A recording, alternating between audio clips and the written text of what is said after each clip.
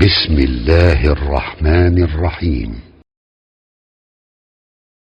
آخری چند باتیں کر کے اپنی آج کی اس معروضات کو سمیٹتا ہوں۔ اللہ تعالیٰ نے قرآن پاک میں فرمایا سورہ لقمان میں ان الشرک لظلم عظیم، اور پھر سورۃ نساء میں فرمایا ان اللہ لا یغفر ان یشرک بہ، کہ اللہ تعالیٰ اس کے ساتھ شرک کیا جائے اس کو نہیں معاف کرے گا اگر بندہ مر جائے اسی حالت میں۔ لیکن اگر کوئی شرک کرنے والا، قبروں کا پجاری، غیر اللہ کو پوجنے والا، ان سے مدد مانگنے والا، اللہ کے نیک بندوں، نبیوں، ولیوں کو پکارنے والا، وہ توبہ کر لے تو اللہ تعالیٰ اس کے گناہوں کو معاف کر دے گا، بلکہ اس کے گناہوں کو نیکی سے بدل دے گا۔ تو فرمایا ان اللہ لا یغفر ان یشرک بہ ویغفر ما دون ذلک لمن یشاء۔ اس سے مراد یہی ہے کہ اللہ تعالیٰ لا یغفر ان یشرک بہ، اس کے ساتھ شرک کیا جائے، یعنی بندہ مر گیا پھر اس کو کبھی نہیں معاف کرے گا، اسی عقیدے پہ مر گیا، لیکن اگر دنیا میں اس نے معافی مانگ لی، توبہ کر لیا تو اس کو معاف کر دے گا۔ وَيَغْفِرُ مَا دُونَ ذَلِكَ لِمَن يَشَاءُ، اور اس کے علاوہ جتنے گناہ ہیں، جو لوگ مر گئے، شرک نہیں کیا، موحد تھے، اور اس کے علاوہ بہت سارے گناہ تھے، اللہ تعالیٰ اس کو معاف کر دے گا۔ بلکہ حدیث میں یہاں تک ہے یا ابن آدم لو اتیتنی بقراب الارض خطایا، اے میرے بندے، اے آدم کے بیٹے، اگر تو زمین بھر کے گناہ لے کر آئے، بہت ساری معصیات اور نافرمانی لے کر آئے، ثم لقیتنی، پھر تو مجھ سے ملتا ہے، لا تشرک بی شیئا، تو نے میرے ساتھ کسی کو شریک نہیں کیا، لاتیتک بقرابها مغفرہ، میرے بندے تیری توحید کی برکت سے میں اتنے ہی نیکیاں لے کر تجھ سے ملوں گا۔ اور یاد رکھیے بھائیوں، میں آپ کو قرآن سنا رہا ہوں، نبی کی حدیث سنا رہا ہوں، آپ فرق کیجئے مجھ میں اور دوسرے لوگوں میں جو آج آ کر واٹس ایپ پر اور اس نیٹ پر بہت ساری ایسی باتیں ڈال رہے ہیں کہ جن کا سر پیر کوئی نہیں، کوئی دلیل نہیں، قرآن و سنت کی کوئی دلیل نہیں۔ اتنے 41 مرتبہ یہ پڑھ لو، اذان و مغرب کے درمیان یہ پڑھ لو، اتنی مرتبہ پڑھ لو، کون سی حدیث میں نہیں بتاتے۔ میں آپ کو قرآن سنا رہا ہوں، رب کا قرآن یا محمد مصطفیٰ کا فرمان۔ آئیے ایک آیت سن لیجئے۔ اگر جس کے دل میں اللہ اس کے رسول کی سچی محبت ہوگی، قرآن و سنت کی سچی محبت ہوگی، وہ لرز جائے گا۔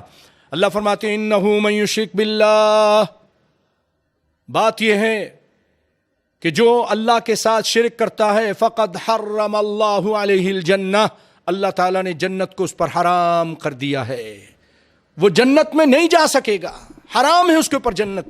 سورہ مائدہ کی آیت ہے، آیت نمبر 72۔ اور آپ صلی اللہ علیہ وسلم فرماتے ہیں، میں نے آپ کو آیتیں سنائی نا، اب آئیے مسلم شریف کی روایت سناتا ہوں۔ آپ صلی اللہ علیہ وسلم فرماتے ہیں الا انبئکم باکبر الکبائر، اے لوگو میں تم کو نہ بتاؤں اکبر الکبائر کے بارے میں، کبیرہ گناہ جو بڑے گناہ ہوتے ہیں، بہت عظیم گناہ ہوتے ہیں، مثلا جیسے قتل کرنا، زنا کرنا، سود کھانا، تہمت لگانا، بے گناہوں پر جادو کرنا، تو ان میں بھی ان کبیراؤں میں جو اکبر ہیں، چند اکبر الکبائر ہیں، تو آپ نے فرمایا میں نہ بتاؤں، 3 مرتبہ کہا، لوگوں بتاؤں نہ بتاؤں، 3 مرتبہ سے کہا۔ لوگوں نے کہا قالوا بلا، ہاں اللہ کے رسول کیوں نہیں، بتائیے، ضرور بتائیے۔ آپ نے فرمایا الاشراک باللہ، سب سے عظیم گناہ اللہ کے ساتھ شرک کرنا ہے۔ ایک اور روایت میں ہے، صحیح روایت ہے، آپ صلی اللہ علیہ وسلم سے پوچھا گیا ای الذنب اعظم، سب سے بڑا گناہ کون سا ہے، عظیم گناہ کون سا ہے، اعظم گناہ کون سا ہے؟ ای الذنب اعظم، ایک ہوتا ہے عظیم، ایک ہوتا ہے اعظم، اعظم مان جیسے ایک ہوتا ہے کبیر، ایک ہوتا ہے اکبر، تو عظیم اعظم گناہ کون سا ہے؟ آپ نے فرمایا ان تجعل للہ ندا وہو خلقک، کہ تو اللہ کے ساتھ کسی کو شریک کرے جبکہ اس نے تجھے پیدا کیا۔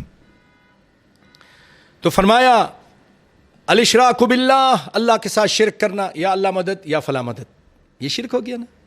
قبر پہ جا کر بابا جھولی بھر دو میری، باول حق بیڑا حق، میری مرادیں پوری کر دو، یہ شرک ہے۔ وعقوق الوالدین، دوسرا اعظم گناہ، کبیرہ گناہوں میں بڑا گناہ، ماں باپ کی نافرمانی، ماں باپ کا دل دکھانا، ان کی بات نہ کرنا، ان کے ان کی بات نہ ماننا. اللہ نے تو ان کے سامنے اف تک کرنے سے منع کیا, ان کے سامنے چیخنا چلانا, ان کو برا بھلا کہنا. اور یہ دو ہو گئے. اس کے بعد کائنات کے امام صلی اللہ علیہ وسلم آرام سے بیٹھے تھے, متکئن, ایسے تکیہ لگائے, ٹیک لگائے. فجلسا, آپ آرام سے بیٹھ گئے, ٹھیک ہو کے بیٹھ گئے. وقالا, اور آپ نے فرمایا, الا وقول الزور وشہادت الزور, تیسرے عظیم گناہ, اکبر گناہوں میں, اکبر الکبائر میں تیسرا نمبر ہے جھوٹی گواہی دینا, جھوٹی بات کرنا, جھوٹی گواہی دینا, جھوٹی بات کرنا. آپ بار بار یہ کہہ رہے تھے, تکرار کے ساتھ کہہ رہے تھے, تو صحابہ کرام نے کہا آپ پہ شفقت کرتے ہوئے, کیونکہ آپ اس کے حقوق پامال ہوتے تھے اس تیسرے گناہ کی وجہ سے, لوگوں کو جھوٹی گواہی دے کر آپ ظالم کو مظلوم بنا دیتے ہیں. جھوٹی گواہی عدالتوں میں پیش کر دی گئی, گناہ گار کو بے گناہ کو گناہ گار کر دیا, قاتل کو مظلوم بنا دیا, مظلوم کو قاتل بنا دیا. مال والا جس کا حق تھا اس سے محروم کر دیا, اس کی زمین سے, اس کی بلڈنگ سے, اس کے کارخانے سے, تمہاری جھوٹی گواہی کی وجہ سے. آپ کو غصہ آ گیا اور آپ نے فرمایا کہ وقول الزور وشہادت الزور, وقول الزور وشہادت الزور. تو صحابہ کو آپ پر اتنا پیار آیا اور آپ شفقت کہ لیتہ سکت, کاش کہ آپ خاموش ہو جائیں, اپنے اوپر ہی رحم کریں کچھ. یہ آپ کو غصہ آ گیا تھا. تو پیارے بھائیو, یہ تین عظیم گناہ اس کا ذکر ہوا, اس میں سب سے پہلا گناہ شرک کرنا ہے. اور نبی کائنات صلی اللہ علیہ وسلم کی اسی حدیث پر بات کو ختم کرتا ہوں کہ آپ صلی اللہ علیہ وسلم نے فرمایا, دو چھوٹی چھوٹی حدیثیں, من مات وہو یجعل للہ ندا, جو مر گیا اس حالت میں کہ وہ اللہ کے ساتھ دوسروں کو شریک کرتا تھا, دخل النار, وہ جہنم میں جائے گا. ومن مات, اور جو مرا, لا یجعل للہ ندا, اللہ کے ساتھ کسی کو شریک نہیں کرتا تھا, دخل الجنہ, وہ جنت میں جائے گا. اللہ سے دعا ہے کہ اللہ تعالی ہمیں ہر قسم کے ایسے کاموں سے بچا کے رکھے جس پر اللہ غصے ہوتے ہیں, ناراض ہوتے ہیں, اور کبیرہ گناہ ہیں ان سب سے اللہ تعالی ہمیں بچا کے رکھے, شرک بدعت سے بچا کے رکھے, اور رب العالمین ہمیں قرآن و سنت پر عمل کرنے کی توفیق عطا فرمائے. وآخر دعوانا ان الحمدللہ رب العالمین.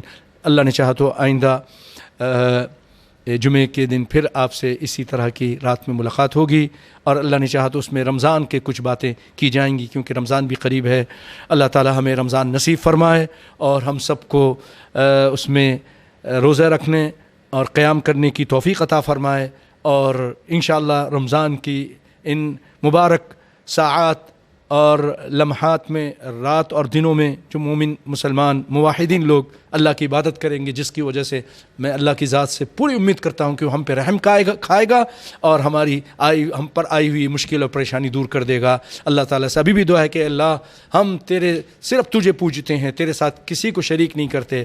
اے اللہ ہماری دعاؤں کو سن لے, ہم بہت گناہ گار ہیں لیکن تیرے ساتھ کسی کو شریک نہیں کرتے. اے اللہ امت پر, مسلمانوں پر آئی ہوئی اس مشکل اور پریشانی کو دور فرما دے, اور مسلمانوں کی جان مال عزت کی ہر جگہ حفاظت فرما. وآخر دعوانا ان الحمدللہ رب العالمین. والسلام علیکم ورحمۃ اللہ وبرکاتہ.